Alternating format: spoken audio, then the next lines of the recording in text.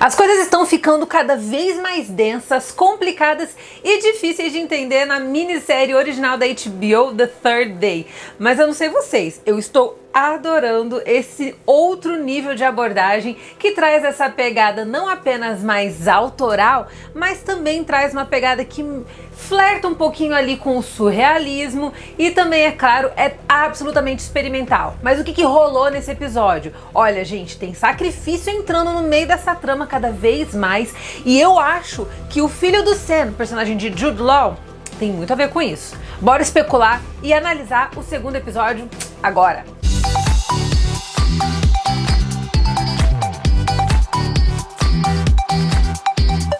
Fala, meus queridos, aqui é a Rafa Gomes, vocês pediram, então eu tô aqui pra gente falar do segundo episódio da minissérie The Third Day.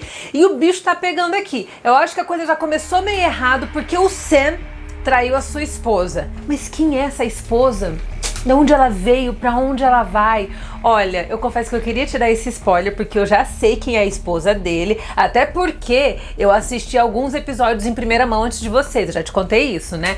Mas eu não vou te dar esse spoiler, mas fato é que ele traiu ela com a Jess, que pra mim é uma personagem muito suspeita. Ela age ali como se ela fosse apenas uma mulher que gosta dessa cultura um pouco mais intimista, mais rústica e gosta desse povinho que tem essas tradições mais elaboradas e misteriosas, e ela passa essa impressão de que ela é uma mulher good vibes que tá aqui só pra curtir o rolê.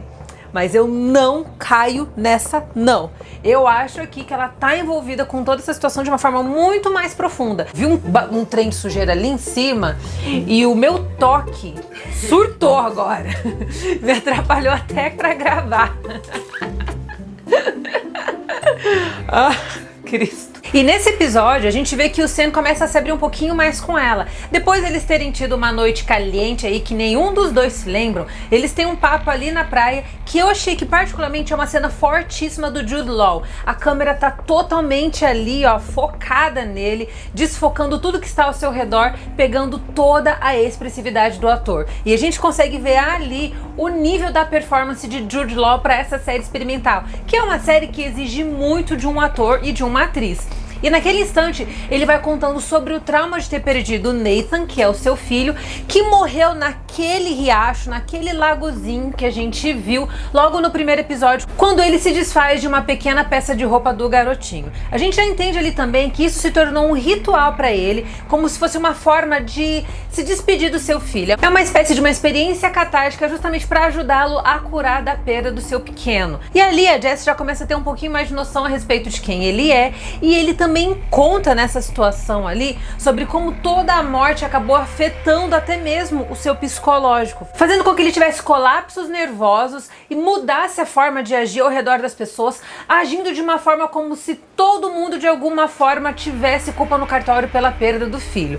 Então é interessante esse pedaço da história que a gente viu nesse segundo episódio, porque a gente começa a entender que talvez nem tudo que a gente vê pela perspectiva do Sam seja, obviamente, verdade. A gente já viu ali que tem alguns sonhos que ele anda tendo. Esse episódio abre com um sonho bizarro, que é mais uma vez aquele garotinho mostrando um caminho e ele seguindo esse garotinho super misterioso, sem saber o que está acontecendo. Esses sonhos que ele tem tido são sonhos que eu creio que vão ganhar vida ao longo dos próximos episódios. Mas fato é que a distinção entre realidade e ficção em se tratando do Sam é uma linha que é muito tênue e que muitas vezes fica bem turva ali. Então vamos ver o que isso vai nos mostrar mais pra frente. Agora que a gente já sabe que nem sempre ele tá com as ideias no lugar. Mas o que acontece aqui? As festividades em Oshia estão começando a ganhar forma e é claro que ele tá doido pra vazar de lá. E acontece uma série de situações muito estranhas e uma delas já tá totalmente ligada com o festival em si. Naquela mesma cena em que ele se abre pra Jess, a Jess apresenta 3 deuses ali que estão totalmente vinculados com o território da ilha de Oshie e é claro, tem tudo a ver com o festival. Esses deuses são Teutates, Taranis e Esos. Esos é o deus que é celebrado nesse festival, e para honrar a memória desses 3 deuses, os sacerdotes costumavam se vestir de criaturas do mar, pegavam os não-celtas, os pictos e os galeses e faziam sacrifícios com eles. Só que cada deus fazia um sacrifício diferente, e para glorificar o deus Esos, os sacerdotes enforcavam as pessoas. Isso aqui, ó, já acendeu uma luzinha na minha mente, porque lá no primeiro episódio a gente vê que a Epona estava prestes a se enforcar. E naquela cena do primeiro episódio, ela estava acompanhada de um garotinho que seria o responsável por puxar essa corda. Esse mesmo garotinho é o garotinho misterioso que tem aberto o caminho ali e tem feito em vários devaneios o personagem do Jude Law, o Sam, correr atrás dele. A princípio, esse garotinho não existe, pelo menos foi o que a Epona disse lá no primeiro episódio, ninguém sabe quem ele é, mas em se tratando dessa ilha misteriosa, ninguém aqui, a princípio, está falando a verdade. E eu acho que a Jess também é uma delas, em parte. Enfim, a gente tava com essa situação aqui e a gente viu aqui que o filho do Sam, o Nathan, também morreu exatamente no lugar onde a Epona quase morreu. Então a gente vê que a situação dos dois, ela tá muito conectada. Mas qual é a profundidade dessa conexão, nós ainda não sabemos. Mas outra coisinha muito interessante que foi jogada aí no episódio, que talvez tenha passado despercebido por muita gente, foi uma observação que o Sam fez a respeito do seu avô. Ele disse que naquela região onde fica a ilha Oshia, ali já foi uma base militar durante a guerra. E o vô dele esteve naquela base militar, que hoje é a ilha de Oshia. E ele deixa um negócio que é muito interessante, que ele fala o seguinte: meu avô nunca quis falar sobre isso, ele não falava sobre essa ilha, e todas as vezes que nós o perguntávamos a respeito disso, ele ficava tão incomodado por tocar no assunto que a impressão que dava é que ele havia até mesmo passado por um campo de concentração. Achei a expressão muito forte, então é importante vocês guardarem ela, porque eu acho que vai ser importante pra gente conseguir juntar todas as pecinhas. E outra coisa interessante que a gente vê aqui também é que o Sam, quando ele tava ali, ó, perto de ir embora, ele já estava no meio do percurso para voltar para o continente, ele decide mudar de ideia no meio do caminho. E ele mudou de ideia exatamente pela Jess. E por que que eu acho que ela não é tão flor que se cheire assim, gente? Quando ela foi se despedir dele, que ela falou, olha, a melhor coisa é você ir embora, faltam 20 minutos para a passagem fechar e tal. E assim, ela tá dando uma despedida nele, ao invés dela cortar laços com ele, o que que ela faz? Tasca ali uma bitoca. Aí ela tasca uma bitoca nele e fala eu não sei porque eu fiz isso. E vaza, tipo, totalmente aleatória. Eu acho que ela quis, sabe, jogar verde pra ver se ela colhia maduro. E ele ali tava desesperado pra ir embora, porque ele já tinha passado por uma série de situações. Tinha sido perseguido pelos Sajoras. Os Sajoras são aquelas pessoas que usam aquelas máscaras que são feitas de saco, que são máscaras super aterrorizantes, que até lembram a máscara do vilão espantalho lá do filme Batman Begins. Então, depois de ele ter sido perseguido ali, rolou uma confusão gigantesca. Ele se deparou com o pai da Epona também, que estava em prantos acusando ele de ser responsável pela morte da filha dele.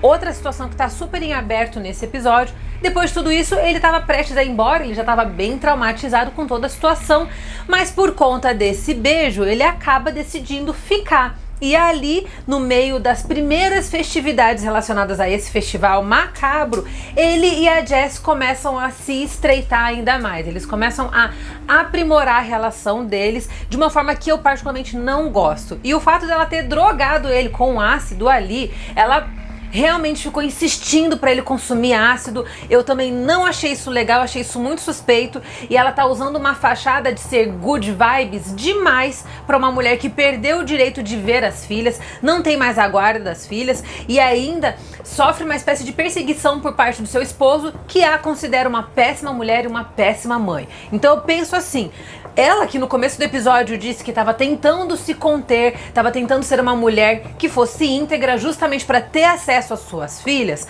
aquela mulher que falou isso lá no começo do episódio não é a mesma que tá aqui consumindo ácido e ainda incentivando um pai de família que ainda está num processo de luto a fazer o mesmo. Então assim, acho as motivações dela completamente escusas, muito estranhas. Eu acho que ela tem uma segunda agenda ali que deve se revelar nos próximos episódios. E é importante entender o seguinte, a gente está chegando no final da primeira parte da minissérie. O terceiro episódio marca o fim da primeira parte da minissérie, que é a parte totalmente focada na narrativa do Sam.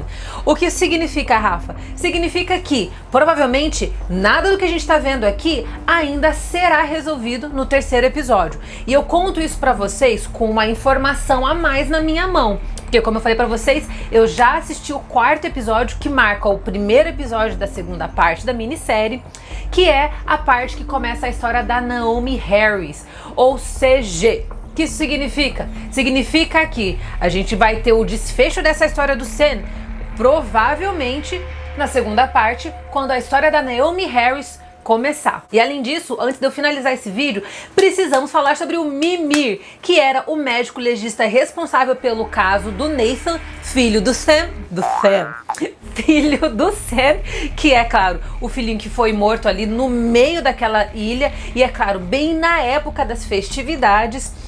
E quando ele vai encontrar com o Mimir para pegar outras informações a respeito desses deuses e de todo o background dessa festividade que envolve sacrifício, sim. Então, quando ele vai lá, ele descobre que o cara tá totalmente alcoolizado e se lamentando pelo que eles fizeram ao Sam. O que significa isso, gente? Olha só, a gente já viu ali, como eu falei pra vocês no começo, que o Ezo é o deus que pedia sacrifícios por meio de enforcamento. O Nathan, filho do Sam, morreu exatamente na mesma época que o festival anual acontece na ilha de Oshia. E aí, será que Nathan teria sido um sacrifício parte desse festival que acontece na ilha? Eu acho que ele foi sacrificado ali como parte do festival mesmo, como se fosse uma espécie de oferenda de entrega a esse deus de Satanás que é o Ezu. A gente ainda não tem essa confirmação, mas ó, vai por mim que o Nathan, filho do Sam, tá totalmente enroscado. Esse trocadilho não foi intencional, tá, gente? Mas ele tá totalmente enroscado com esses sacrifícios que acontecem na ilha. E se você gostou desse vídeo, não sai daqui não, fica aqui comigo, tem muita coisa boa. Clica numa dessas telinhas aqui, ó. Ha!